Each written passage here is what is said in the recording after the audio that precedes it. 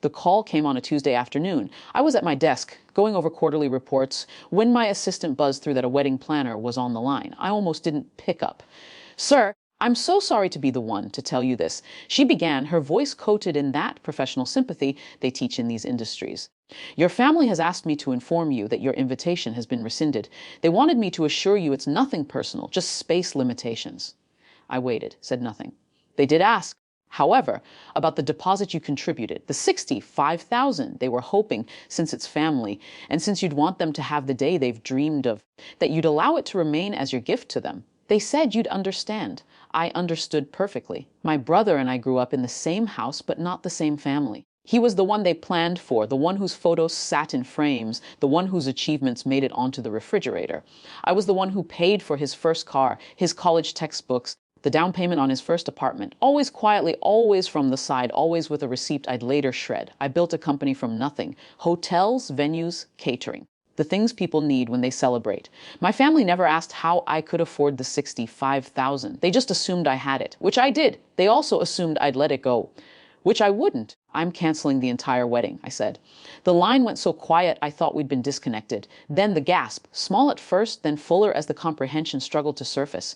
"But sir, you're not the bride. You're not even—" "No, but I own the venue, I own the catering company, and I own the hotel chain where you've booked all those out-of-town guests." I didn't raise my voice, didn't need to.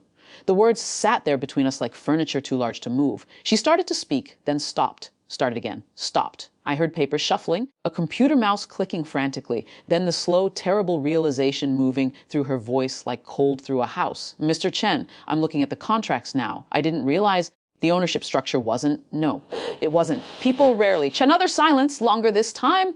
"What should I tell them?" I thought about it. My mother's face when she'd hear. My brother's voice on the voicemails I'd already decided not to return. The bride who'd chosen a venue she thought was neutral ground, not realizing it belonged to the man whose presence she'd approved removing from her seating chart. "Tell them the truth," I said. "Tell them their invitation was received and declined." I hung up, sat there in the quiet of my office, watching afternoon light move across the floor. An hour later, my phone started buzzing. Group chat notifications. My brother's fiancé first. "The venue just sent a cancellation notice. Is this a glitch?" Then my mother, something about the catering. "Can anyone call them?" Then my brother, "What the hell is happening?"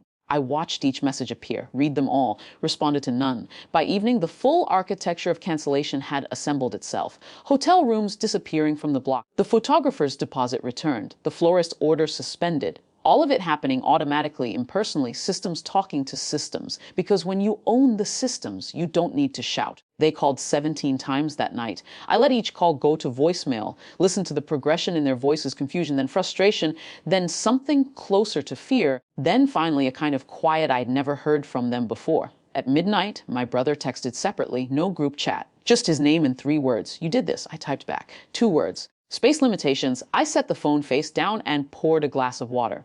Didn't celebrate. Didn't cry, just sat in the strange architecture of a boundary finally built, paid for with money they'd already spent, enforced with ownership they'd forgotten to investigate. Outside, the city moved on. Inside, I listened to my own breathing and thought about how silence, when you've earned it, sounds nothing like loneliness.